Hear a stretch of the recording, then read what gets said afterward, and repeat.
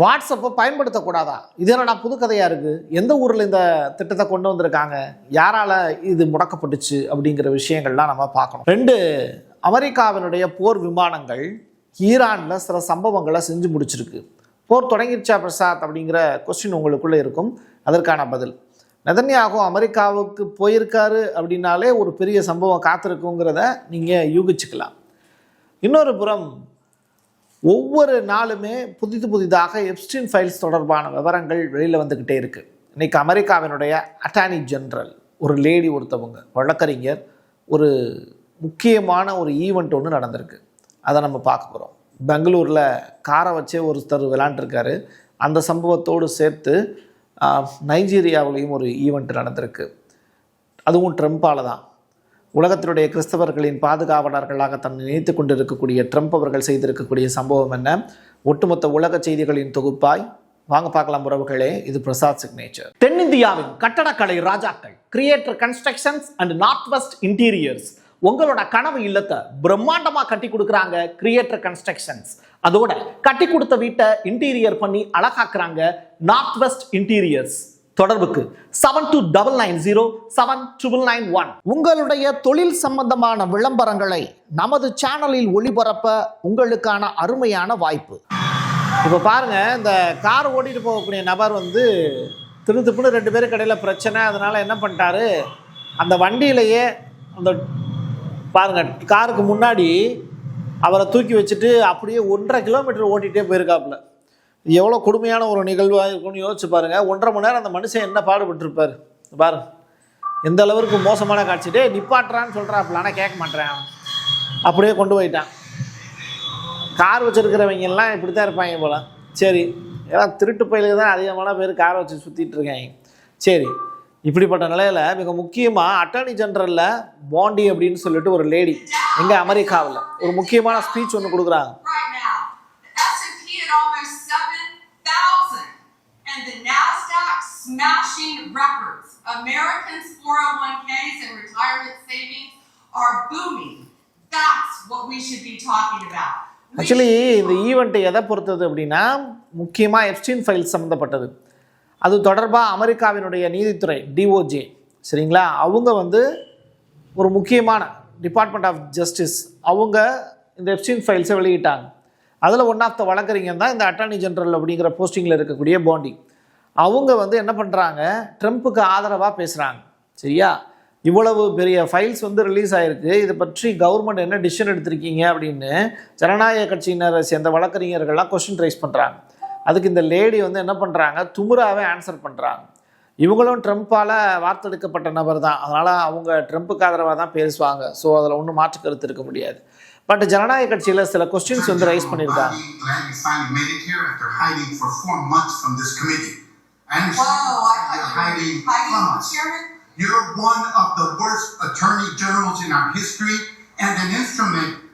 இருக்கிறதுலேயே மோசமான attorney general அமெரிக்காவில் நீ ஒருத்தி தான் அப்படின்னு சொல்லி குற்றம் சொல்ற.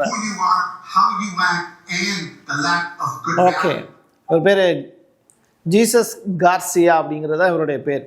ரொம்ப கடினமான வார்த்தைகளை இந்த பாண்டி அப்படிங்கிற நபர் மேலே பயன்படுத்துகிறார். இந்த லேடியும் சாதாரண பொம்பளை இல்லை, பயங்கரமான கேடியாக தான் இருக்கும் போல். இருக்கக்கூடிய அத்தனை லாயர்களையும் சமாளித்து நீதித்துறைகிட்ட எப்படி வந்து நீங்கள் இதை ரிலீஸ் பண்ணுவீங்க அப்படிங்கிற கொஸ்டின்லாம் ரைஸ் பண்ணிகிட்டு இருந்துச்சு. அவங்களுடைய விவாதமே ஒரு கிட்டத்தட்ட ஒரு 2.5-3 மணி நேரம் வந்து தொடர்ச்சியாக இருந்தது. இதில் பாதிக்கப்பட்ட பெண்கள் இருக்காங்கல்ல, அவங்க அந்த அவைக்கு வந்திருந்தாங்க. அப்போது நீதிமன்றத்தில் அவங்க தனக்கு இழைக்கப்பட்ட கொடுமைகள் பற்றியும் விக்டிமாக அவங்க வந்து சில விஷயங்களை வந்து பேசியிருந்தாங்க. சரி, ரைட், ஓகே. இது எப்ஸ்டீன் ஃபைல்ஸ் தொடர்பான விவரங்கள். அடுத்ததாக வந்து வாட்ஸ்அப் பற்றி சொல்லியிருந்தேன்ல, அது எந்த நாட்டில் அப்படின்னா ரஷ்யாவில் வாட்ஸ்அப் அப்படிங்கிற ஒரு விஷயத்துக்கு இனிமேல் தடை. அதற்கு பதிலாக புதிதாக ஆப் ஒன்று உருவாக்கிட்டாங்க. எது எப்படியோ இதை பார்த்துக்கிட்டு இருக்கக்கூடிய மெட்டா தாய் நிறுவனம் கோவப்படுவாங்களா மாட்டாங்களா? ஸோ ரஷ்யா மேலே பாயிறாங்க. ரஷ்யா வந்து சமூக ஊடகங்களுக்கு எதிராக செயல்படுது, கருத்து சுதந்திரத்துக்கு எதிராக செயல்படுது அப்படின்னு. நீ ஒரு பக்கம் பேசிகிட்டே போ, என் நாட்டு மக்களுக்கு என்ன செய்யணும்னு எனக்கு தெரியும் அப்படின்னு ரஷ்ய அதிபர் புட்டின் வந்து வேற ஒரு ஸ்டைலில் போயிட்டுருக்கார்.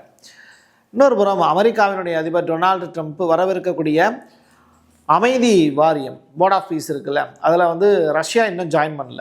இது தொடர்பாக அந்த நாட்டினுடைய வெளியுறவுத்துறை அமைச்சகத்தினுடைய செய்தி தொடர்பாளர் மரியா ஜகரோவா, இந்த லேடி தான் ரஷ்யாவினுடைய செய்தி தொடர்பாளர். அவங்க சொல்கிறாங்க, போர்ட் ஆஃபீஸில் நாங்கள் ஜாயின் பண்ணுறோன்னு சொன்னோமே தவிர நாங்கள் ஜாயின் பண்ணிட்டோமா, காசாவில் என்ன நடவடிக்கை எடுக்க போகிறாங்கங்கிறதே எங்களுக்கு தெரிய மாட்டேங்குது. ஸோ ட்ரம்ப் என்ன முடிவு எடுப்பார் அப்படிங்கிறதே தெரியல. அப்படி இருக்கும்போது நாங்கள் எப்படி ஜாயின் பண்ணுவோம்? ரெண்டாவது, நாங்கள் சொல்லியிருந்தது முடக்கப்பட்ட ரஷ்ய சொத்துக்களை கொடுப்போம் அப்படின்னு தான். அந்த சொத்துக்களை முதல்ல எங்கள்கிட்ட கொடுங்க, நாங்கள் காசாவுக்கு தேவையானதை நாங்கள் செஞ்சு கொடுக்குறோம் அப்படிங்கிற ஸ்டேட்மெண்ட்டையும் பதிவு செஞ்சுருக்காங்க. இது பத்தாததுக்கு சைனா இஸ்ரேலுக்கு வார்னிங் கொடுத்துருக்கு.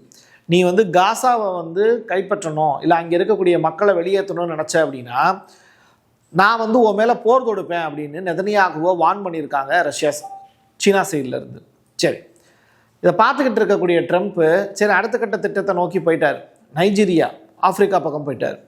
நைஜீரியாவில் கிறிஸ்தவர்கள் அதிகமான அளவில் வதை முகாம்களால் அவதிப்படுகிறார்கள். அங்கே முஸ்லீம்கள் அதிகமான பேர் இருக்காங்க. சிறுபான்மையினராக இருக்கக்கூடிய கிறிஸ்டியன்ஸ் பாதிப்புக்குள்ளாகிறாங்கன்னு ஒரு புகாரை அவராக கிளப்பி விட்டார். அது மட்டும் இல்லை, நைஜீரியாவில் இருக்கக்கூடிய ஒரு பாதிரியார் ட்விட் போட்டதுனால அந்த ட்விட்டை மையமாக வச்சு அவர் நைஜீரியா மேலே ஒரு போர் தொடுக்க போகிறேன் அப்படின்னு சொல்கிறார். இது ரிலேட்டடாக யூஎஸ்ஏனுடைய ட்ரூப்ஸ் ஒரு 100 பேரை ரெடி பண்ணியிருக்கார். அந்த 100 பேரையுமே விமானம் தாங்கிய கப்பலோடு அங்கே அனுப்பிச்சி வைக்கக்கூடிய வேலையும் செஞ்சுருக்கார். இது எல்லாமே ட்ரம்ப் செய்யக்கூடிய விஷயம். இந்த ஊருக்குள்ளே சில டயலாக்ஸ்லாம் சொல்லுவாங்க. அந்த டயலாக் ஒரு புறம் இருக்கட்டும். ஆனால் இப்போது ட்ரம்ப் செஞ்சுருக்கக்கூடிய நடவடிக்கை எப்படி தெரியுமா இருக்குது? வெறுமனை அவர் உதவி செய்கிறதுக்கு அப்படிப்பட்ட நல்ல மனுஷன்லாம் ஒன்றும் கிடையாது. நாட்டில் எங்கே நைஜீரியாவில் 10 ட்ரில்லியன் மதிப்புள்ள இயற்கை வளங்கள் இருக்கு. அந்த இயற்கை வளங்களை சுரண்டுறதுக்கு தான் இவர் போகிறாரே தவிர இவர் ஒன்றும் அந்த நாட்டு மக்களுக்கு நல்லது செய்யணுங்கிற நினைப்போட போல. அதை புரிஞ்சுக்கோங்க நீங்கள். அமெரிக்காவினுடைய கடற்படையின் P-8A அப்படிங்கிற பொசைடன் உளவு விமானம் அவ்வளவு எளிமையாக ஒரு இடத்துலேருந்து இன்னொரு இடத்துக்கு அது மூவ் ஆகாது. இப்போ அது எங்கே போயிருக்கு? பக்ரைன்லேருந்து புறப்பட்டு டைரெக்டாக இந்த ஸ்ட்ரைட் ஆஃப் ஹார்மஸ் பகுதி இருக்குல்ல, ஈரான், அந்த பகுதியில் போய் ஒரு ரவுண்ட் அடிச்சுட்டு வந்திருக்கு. இதை ரஷ்யா தன்னுடைய அறிக்கையில் பதிவு செய்கிறாங்க. ரஷ்யாவினுடைய டிவி அவுட்லெட் நோவாஸ்டி அப்படிங்கிற அந்த டிவி இப்போ ரிப்போர்ட் ஃபைல் பண்ணியிருக்காங்க. அது மட்டும் கிடையாது, MQ-4C ட்ரைடன் அப்படிங்கிற கண்காணிப்பு ட்ரோன் ஒன்று, அதுவும் அபுதாபியிலிருந்து புறப்பட்டு ஓமன் வளைகுடாவில் அப்படியே இயக்கப்பட்டதாக ஒரு செய்தி. இந்த பறந்து போன 2 ஃப்ளைட்டுமே இதுதான். ஸோ நீங்கள் ஒட்டுமொத்தமாக பார்க்கும்போது நெதன்யாகு அமெரிக்காவில் இருக்கார். கண்டிப்பாக ஈரான் மீது போர் தொடுப்பதற்கான வாய்ப்பை உருவாக்கி கொடுங்கன்னு ட்ரம்ப்கிட்ட கேட்பார். 3 மணி நேரம் பேசியிருக்காங்க. எப்ஸ்டீன் ஃபைல்ஸை பற்றியே 2.5 மணி நேரம் பேசினா கூட 1/2 மணி நேரம் ஈரானை பற்றி பேசும்போது நான் போர் பண்ணிக்கிறேன் அப்படின்னு நெதன்யாகு சொல்லும்போது அது ஆர்டராக நினச்சி ஓகே சொல்கிறவர் தான் ட்ரம்ப்பு. ரைட்டா? அதுதான் இங்கே நடந்திருக்கும். கூடிய விரைவில் அதை எதிர்பார்க்கலாம். அடுத்ததான், மருத்துவராக இருந்து அரசியல்வாதியாக மாறிய ஈரானுடைய ஜனாதிபதி யார், பிரசிடெண்ட் பெஜஸ்கியான் அவர்கள் ஒரு வேண்டுகோள் ஒன்று மக்கள்கிட்ட கொடுத்துருக்கார். நானும் சில சாக்ரிஃபைஸ் பண்ணியிருக்கேன், என்னுடைய வாழ்க்கையில் நான் சில சாக்ரிஃபைஸ் பண்ணியிருக்கேன். நான் மருத்துவராக இருக்கும்போது எவ்வளவு சம்பாதிச்சேன்? $6000 மேலே சம்பாதிப்பேன். ஆனால் இப்போது எனக்கு கிடைக்கிறது வெறும் $1000 மட்டும்தான். அந்த அளவுக்கான தொகை மட்டும்தான் எனக்கு கிடைக்கிது. அதுக்காக நான் வருத்தப்படலை. எனக்கு இங்கே பொறுப்பு ஒன்று கொடுத்துருக்காங்க, அந்த பொறுப்பை நான் செயல்படுத்துறதுக்கு ரெடியாக இருக்கேன். மக்கள் உங்களுடைய வீடுகள்லையும் அழுத்தங்கள் இருக்குது. நாணய ரிலேட்டடாக நம்ம தொய்வடைஞ்சிட்டோம். இருந்தாலும் மக்கள் என்ன பண்ணணும் அப்படின்னா, உங்களுடைய ரியால் மதிப்பை கூட்டணும் அப்படின்னா நீங்கள் கடுமையாக உழைக்கணும். ஈரான் மக்களுக்கு துணையாக ஒவ்வொரு மக்களும் தன்னுடைய பக்கத்து வீட்டுக்காரனுக்காகவோ தன்னுடைய சகோதரருக்காகவோ வாழ பழகுங்கள் அப்படின்னு ஒரு நல்லதொரு தலைவராக அவர் பேசியிருக்கக்கூடிய ஸ்டேட்மெண்ட்டையும் இந்த இடத்துல சொல்லியாக வேண்டிய தேவை இருக்குது. இவர் அப்படி பேசிக்கிட்டு இருக்க அந்த நாட்டில் ஆட்சி மாற்றத்தை கொண்டு வரணும் அப்படின்னு சொல்லிட்டு ஷா பரம்பரையை சேர்ந்த கடைசி ஷா பிப்ரவரி மாதம் 14ஆம் தேதி உலகம் முழுவதும் ஈரானில் இன்றைக்கி ஆட்சி பண்ணக்கூடிய அந்த இஸ்லாமிக் ரெவல்யூஷனுக்கு எதிராக மக்களாகிய நீங்கள்லாம் ஒன்று திரண்டு போராட்டம் பண்ணணும் அப்படின்னு அழைப்பு விடுத்திருக்கார். இதனால் பிப்ரவரி 14ஆம் தேதி காதலர்கள் தினம் ஒரு புறம் கொண்டாடிக்கிட்டு இருப்பாங்க, இன்னொரு புறம் இஸ்லாமிக் ரெவல்யூஷனுக்கு எதிராக சில பேர் போராட்ட களத்தில் குதிப்பதற்கான வாய்ப்பு இருக்குது அப்படின்னு இந்த ரஷா பக்லவியினுடைய வேண்டுகோளையும் இந்த இடத்துல சொல்ல வேண்டிய தேவை இருக்குது. இன்னொரு புறம் ஈரானுடைய பெரும்பாலான கிராமப்புற பகுதிகளில் தற்போது அதிகமான அளவில் பனிப்பொழிவு இருக்குது. சென்னையிலேயே பனிப்பொழிவு இருக்குது, அப்போது ஈரானில் இருக்காதான் என்ன? ஸோ ஈரானில் இவ்வளவு பனிப்பொழிவு இருந்தாலும் மக்கள்லாம் என்ன பண்ணுறாங்க, தன்னுடைய ஆதரவை யாருக்கு கொடுக்குறாங்க? பெஜஸ்கியானுக்கு கொடுக்குறாங்க. ஈரானுடைய உச்சத்தலைவர் கமினி அவர்களுக்கு கொடுக்குறாங்க. ஈரானுடைய அசேரி அப்படின்னு சொல்லிட்டு ஒரு கிராம பகுதி, அங்கே கொடியோடு மக்கள் வந்து பனிப்பொழிவுலைய இந்த 47வது ஆண்டு விழா திருவிழாவாக கொண்டாடக்கூடிய காட்சிகளை அரங்கேற்றினாங்க. இதில் சின்ன சின்ன குழந்தைகள் முதற்கொண்டு அந்த நாட்டினுடைய கொடியை பிடித்து கொண்டு நடமாடக்கூடிய காட்சிகள் அரங்கேறிச்சு. சரி, இவ்வளவு பேசுகிற பிரசாத், இந்தியாவை பற்றி ஏதாவது செய்தி இருக்கா? இந்தியாவுக்கும் அமெரிக்காவும் சம்மந்தப்பட்ட ஒரு செய்தி அப்படின்னு கேட்டால் 260 கோடி ரூபாய் இழப்பீடு அமெரிக்கா சைட்லேருந்து நமக்கு கிடச்சிருக்கு. யாருக்கு? ஒரு இந்திய பெண்மணிக்கு கிடச்சிருக்கு. அமெரிக்காவில் சியாட் அப்படிங்கிற நகரத்தில் காவல்துறை வாகனம் மோதி இந்தியாவினுடைய ஒரு மாணவி ஒருத்தவங்க இறந்து போயிட்டாங்க. இது நடந்தது வந்து 2 வருஷத்துக்கு முன்னாடி தான். ஆனால் உயிரிழந்த மாணவியினுடைய குடும்பத்துக்கு அந்த நாட்டு அரசு இப்போ 260 கோடி ரூபாய் கொடுத்து உதவி செஞ்சுருக்கு. அப்படிங்கும்போது அது ஒரு ஆறுதலான ஒரு விஷயம்தான் இல்லையா? இந்தியா இப்போ அஃபீஷியலாக ஃப்ரான்ஸோடு கொண்டு இருக்கக்கூடிய உறவை மறுபடியும் புதுப்பிச்சிருக்காங்க. அது மட்டும் இல்லை, இப்போது ரஃபேல் விமானங்களோடு சேர்த்து ஏகப்பட்ட ஆயுதங்களை ஆர்டர் பண்ணி வாங்கியிருக்காங்க. கிட்டத்தட்ட $35 பில்லியன் மதிப்பில் இந்த ரஃபேல் விமானங்களை புதிதாக வாங்கியிருக்காங்க. 114 அந்த எண்ணிக்கையில் இந்த ரஃபேல் விமானங்களை வாங்கியிருக்காங்கங்கிற தகவல் வெளியாயிருக்கு. ஸோ ஒரு பெரிய ஒரு டீல் அப்படிங்கிறது இந்தியாவுக்கும் ஃப்ரான்ஸுக்கும் இடையில் இப்போ நடந்திருக்கு. பார்ப்போம் அதில் எவ்வளோ பேர் எவ்வளோ சுருட்டினாங்க அப்படிங்கிறது அடுத்ததாக ஏதாவது புகார் வரும், அப்போ நம்ம அதை பற்றி பேசலாம். கிம் ஜாங் உன் தன்னுடைய மகள் இருக்காங்கல்ல, கிம் ஜூ, இவங்க தான் அந்த லேடி. இவங்கள கிட்டத்தட்ட ஒரு 40க்கும் மேற்பட்ட நிகழ்ச்சியில் இப்போ கூட்டு வந்து உட்கார வச்சுருக்காரு. தன்னுடைய நாட்டை பற்றிய விவரங்களை அந்த மக்களுக்கு மட்டுமல்ல, அடுத்து இவங்க தான் லீடர் அப்படிங்கிறத அந்த நாட்டு மக்களுக்கும் சொல்கிறார். நிறையா அஃபீஷியலான நிகழ்வுகள் எல்லாம் இவங்க பங்கெடுத்துக்கிட்டாங்க. அது மட்டுமல்ல, விவசாயம் பண்ணக்கூடிய இடத்துல நேரடியாக கொண்டு போய் இவங்களை கூட்டு போய் காமிச்சிருக்காங்க. சுற்றுலா தலத்தில் கூட்டு போய் காமிச்சிருக்காங்க.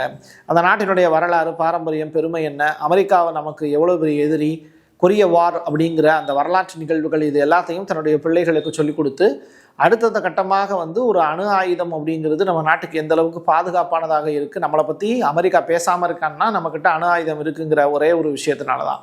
அதனால் கொஞ்சம் பார்த்து ஜாக்கிரதையாக அடுத்த தலைமை ஏற்பதற்கு தயாராகிக்கொள் அப்படிங்கிற விஷயத்தை பதிவு செஞ்சுருக்காங்க. இதை தென்கொரியாவினுடைய உளவுத்துறை வந்து புதியதொரு லீடர் வடகொரியாவுக்கு ரெடி ஆகிட்டு இருக்காங்க அப்படிங்கிறது தொடர்பான செய்தியை பதிவு செஞ்சுருக்காங்க. எது எப்படியோ ஒட்டுமொத்த உலக செய்திகளும் ஒரு சின்ன சின்ன கிளிப்பாக நீங்கள் பார்த்துருப்பீங்க. இதை பற்றி நம்ம ப்ரீஃபாக பேச வேண்டிய காலகட்டங்களும் இருக்குது. அது கூடிய விரைவில் ஒரு நியூஸ் பேப்பர் டீலிங் அது ரிலேட்டடாக காலையில் ஒரு செய்தியாக நம்ம பார்க்குறதுக்கான ஒரு சுச்சுவேஷனையும் உருவாக்கிக்கலாம். இதுவரைக்கும் சொன்ன தகவல்கள் உங்களுக்கு புரிஞ்சது பிடிச்சது அப்படின்னா உங்களுடைய நண்பர்களுக்கும் உறவினர்களுக்கும் ஷேர் பண்ணுங்கள். என் கையெழுத்து என் மக்களுக்கானது உறவுகளே. மீண்டும் ஒரு பதிவில் சந்திக்கலாம். நன்றி, வணக்கம். Prasad signature media broadcasting private limited. நீங்க நியூஸ் ரீடரா மாறணுமா? கண்டென்ட் கிரியேட்டரா உருவாகணுமா? சேட்டலைட் சேனல்ல ரிப்போர்ட்டரா வேலை பார்க்கணுமா? டாக்குமெண்ட்ரி மேக்கிங்ல இருந்து ஜேர்னலிசம் பற்றிய முழுமையான பயிற்சி பெற உங்களுக்கான அருமையான வாய்ப்பு. எங்களை தேடி வாங்க. ஆன்லைன் மற்றும் நேரடி பயிற்சி வகுப்புகளும் சர்டிபிகேட் கோர்ஸாவே கத்துத்தரும். மீடியா துறையில் 10 ஆண்டுகளுக்கு மேல அனுபவம் உள்ளவர்கள் பயிற்சி கொடுப்பார்கள். வாய்ஸ் ஓவர் தொடங்கி வாய்ஸ்லெஸ் பீப்புளுக்காக உங்களை சிறந்த ஜேர்னலிஸ்டா உருவாக்க வேண்டியது எங்களோட பொறுப்பு. ஸ்கூல்ஸ் அண்ட் காலேஜஸ்ல ஜூனியர் ஜேர்னலிஸ்ட்ங்கிற பேர்ல ஒர்க் ஷாப்பும் கண்டக்ட் பண்ணி கொடுக்கிறோம். மோட்டிவேஷனல் ஸ்பீக்கரா கடந்த 15 ஆண்டுகளா கல்வி நிறுவனங்களுக்கு நிகழ்ச்சிகளும் நடத்தி தரோம். தொடர்புக்கு 9944790333 94493594 prasadsignature@gmail.com. உங்களுடைய தொழில் சம்பந்தமான விளம்பரங்களை நமது சேனலில் ஒளிபரப்ப உங்களுக்கான அருமையான வாய்ப்பு.